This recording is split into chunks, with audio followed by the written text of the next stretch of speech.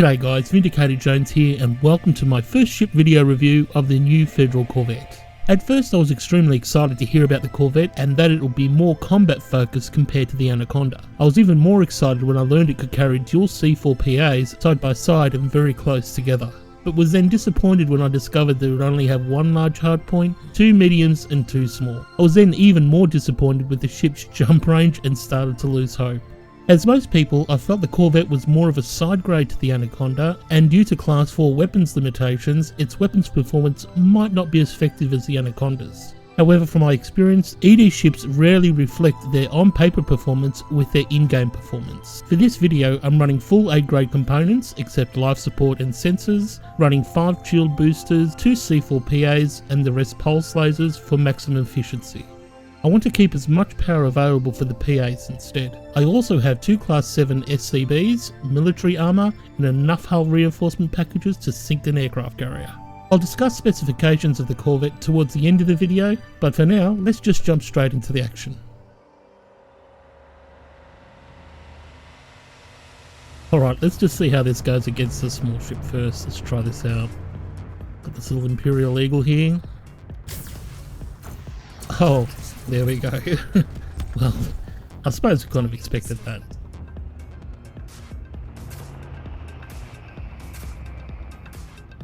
Okay, got this Diamondback Scout. Let's give this guy a go.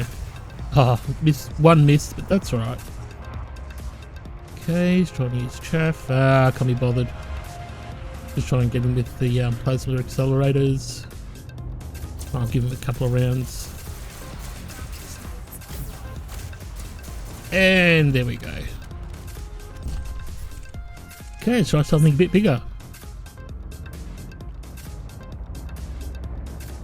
Okay, got this little Cobra. Oh, really nice. Really nice. Boom.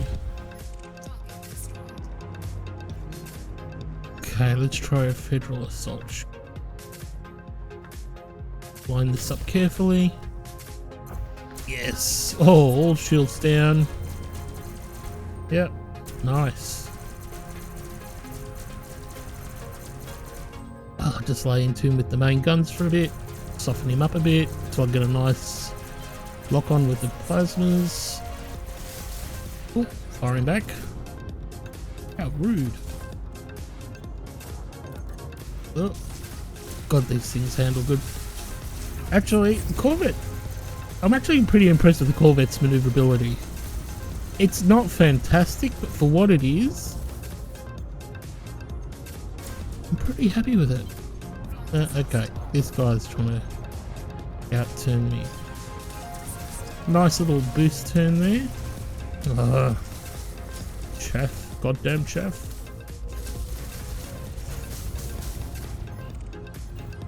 Finish him off with some plasmas. Trying to get a lock. And there he goes. Oh, I love these dual plasmas. Okay, we've got an Eagle and a Federal gunship here. And a wing. Take the Eagle out first. Oh, yes. Boom. Okay, let's get on this gunship. Sorry, dropship. On him up. Oh yeah, that's nice. Just that initial attack that does so much damage. Really like that. Nice turn. Oh god. Bouncing off rocks like a bimble. I keep on bouncing off everything. I swear to god I lose most of my shields just to ramming and hitting stuff. Why won't you die? There you go. Not the best bit of flying, but got the job done. Okay, let's try and move on to something a bit bigger. Oh yeah, nice lot of damage there to the shields for the shot. Nice. Using my thrusters, keeping myself in place. Yeah, just one shot there.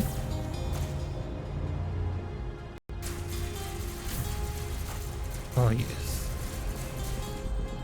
Okay, try to outmaneuver it. Nice thruster turn. That was a bad shot. Can't hide behind the rock forever. Come out. There you go. Thrusters on this are really good. Helps keep me in place.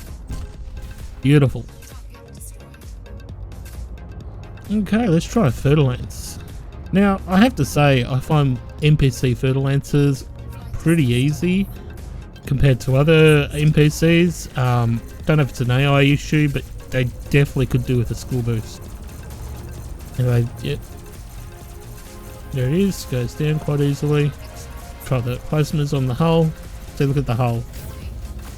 Yep, that's the Achilles heel of the Fer-de-Lance. Very little hull.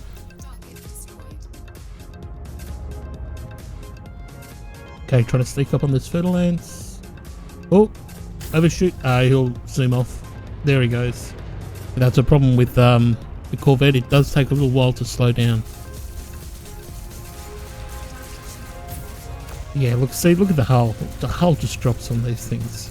And that's why Fer-de-Lance pilots should have military armor. Okay, let's try something a bit bigger again. Let's try Python. Scanning me. Let him scan me. Let him turn around. Come on. There he goes. And hopefully he shouldn't be able to get a single shot on me. Hopefully I'll be able to stay behind him.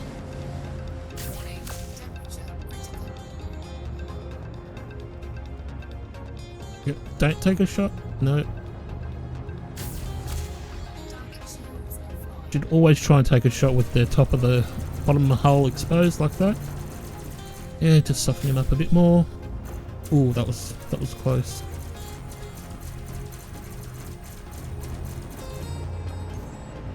Yeah, good hulls on the Pythons.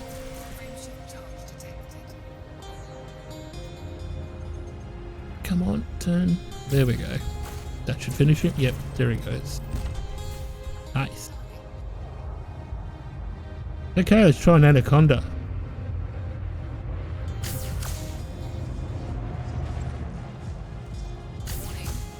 Oh yeah, nice shield damage. There we go. Practically down. Oh, should have selected the power plant before. Ah, drats. That's okay. Turn around a little bit faster.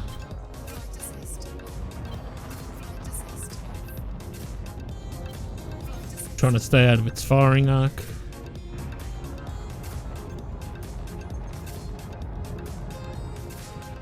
Yep, more worried about my position rather than trying to get shots on this at the moment.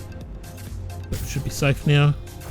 Oh, look at the power plant damage. One shot straight down to 24%. Oh.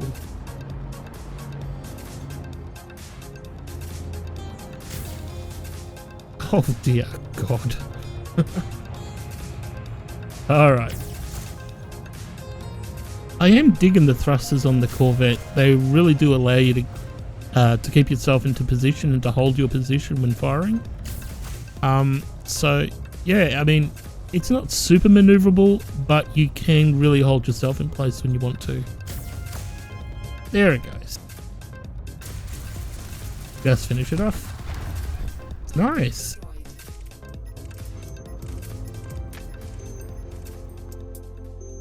Well, that was certainly interesting. Let's break this down and evaluate its performance. With 2 Class 4, 1 Class 3, 2 Class 2 and 2 Class 1 hardpoints, the Corvette seems to have a bit of a handicap compared to other ships like the Anaconda and Imperial Cutter due to the Class 4 hardpoint limitations. Even though having only 1 large hardpoint, 2 mediums and 2 small might seem underwhelming, especially on paper, I think things will change dramatically once they start releasing more Class 4 weapons. However, if you feel you are proficient enough with the Class 4 PA already, then you're going to love the Corvette's arsenal. I have tried using 2 huge PAs, 1 large PA and 2 medium PAs, but because of the spacing between the hardpoint locations, I found that only half the shots managed to connect, especially on targets smaller than a Python. Couple that with overheating and power drain factors, it doesn't make sense to run that kind of loadout anyway. The best build I tried is a pure efficiency build, either with pulses or multi-cannons and reserving power for the PAs. With a Class 7 distributor, it makes repetitive use of both Class 4 PAs a viable choice in combat. I'm giving it a 7 out of 10, but this could change once more Class 4 weapons become available, as the Class 4 PAs could be difficult to use for some commanders. Shield strength is excellent with stronger A-rated shields compared to an Anaconda, but due to the power requirements of the PAs, you won't be able to run a full complement of shield boosters and still have enough power to run a large active SCB. Even then, you'll have just a little more shield power than an Anaconda running all shield boosters. I'm giving this a 9 out of 10. The Corvette's armour is strong, but not as good as the Anaconda's. A Corvette using a generic build with 2 high capacity SCBs and a large fuel scoop with military armour and 5 hull reinforcement packages has around 3,300 armour. A similar build of the Anaconda is about 4,000. I would have expected a little more hull strength from a combat specific ship, but seeing how the Corvette is more manoeuvrable, I think this is a fair compromise. I'm giving it a 7 out of 10. If you have flown an Anaconda, then there's no surprises here. Top speed with A-rated thrusters is between 197 and 210 meters per second. Depending on your build, top boost speed is between 260 and 276 meters per second. I would have liked to have seen a little more speed for a combat specific ship, around 300 meters per second boost, to give it a little more appeal over the Anaconda. I'm giving it 6 out of 10. Jump range is pretty poor, with an average range of about 10 to 12 light years, depending on your build. I think all combat orientated ships suffer too much in this area and should have a slight increase to about 14 light years, so I'm giving this a low score of 3 out of 10. Power management on the Corvette is good, but you will still have some limitations compared to other ships such as the Anaconda, and that's primarily due to the Class 4 PAs. If you do not have them mounted on your ship, then you'll have little to no power issues. If you do, then you will have to power manage, but nowhere near as much as a Fer-de-Lance or Vulture. With 3 Class 7 modules, 2 Class 6, 2 Class 5, 2 Class 4 and a Class 3, it's only 1 module short compared to the Anaconda, but it still can haul more cargo than an Anaconda, which to me is really weird since this is a more combat orientated ship. What makes it even more weirder is if you removed all the cargo racks and replaced them with hull reinforcement packages, the Anaconda can load up with more armour. Really, this should be the other way around. I think the problem here is that the hull reinforcement packages only go up to Class 5, so the extra 2 Class 7 slots are not being utilised fully. Yes, you can place Class 7 SCBs in them, but the difference between Class 6 and Class 7 SCBs are marginal. I really think Frontier Direct should think about making some Class 6 and Class 7 hull reinforcement modules, as this could make a big difference to ships that have very large class module slots. I'm giving it a 7 out of 10, I would have given it a 9 if it had larger sized hull reinforcement modules. In terms of handling, I think this is where the Corvette really makes a difference. Look, it's not a Viper or Fer-de-Lance, it's not a dogfighter, but it can really change direction quite quickly, especially with pips into engines. Think of it as somewhere between a Python and an Anaconda, but more closer to a Python, which isn't a bad thing at all.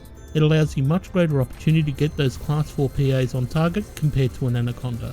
In fact, I rarely use the Class 4 P on the Anaconda as it was just too unwieldy. Having pips into engines really makes this thing much more manoeuvrable. Thrusters are really great, in fact in a weird way this reminds me a lot like a Fer-de-Lance, but a bigger, slower and more heavily armed version of it. The only part I do not like is the reverse thrusters. It takes way too long to slow down for such a combat orientated ship. For its size, I'm giving it a 5 out of 10. For comparison, I would give the Anaconda 3 out of 10 and the Python 6 out of 10. My final thoughts are these. As a trader, it has some interesting possibilities with over 580 tons of cargo space, but you are looking at a laden range of about 12 light years, and that's with a big fuel scoop and no shield generator. A similar setup on an Anaconda will only get you 436 tons of cargo, but you will get a laden range of around 20 light years.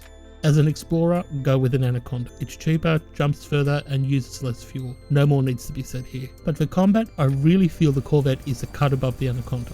I was a bit dubious at first with its hardpoint selections, but if you have some skill with the plasma accelerators or are willing to learn how to use them, you will find this to be a far more devastating ship than the Anaconda. If you have a lot of experience in the Fer-de-Lance, I think you're going to find the transition into this ship quite fluid. The skills it takes to fly a Fer-de-Lance properly are used to a similar effect here on the Corvette. Using thrusters, pips to engines and flight assist off techniques will yield greater results. That being said, if you don't feel comfortable using the Class 4 PA, this ship might seem underwhelming to some in regards to firepower. Technically, the Anaconda has better all-round hardpoints for general laser fire and truly is a multi-role ship. The Federal Corvette was designed specifically to be a weapon, a platform designed around the two Class 4 hardpoints. This is very evident with their positioning on the ship and being so close together. And just like any weapon, it takes a little know-how to use it properly. And that's why there will be some people who hate the Corvette and some people who will love it. The Federal Corvette is a ship that really isn't forgiving like the Anaconda. You will have to work for your kills rather than just pointing your nose in the general direction of the target and firing. For me, that's what makes me love it even more. That initial punch is just so hard with the Class 4 PAs and is far more satisfying than just laser vomiting a target to death like you do in the Anaconda.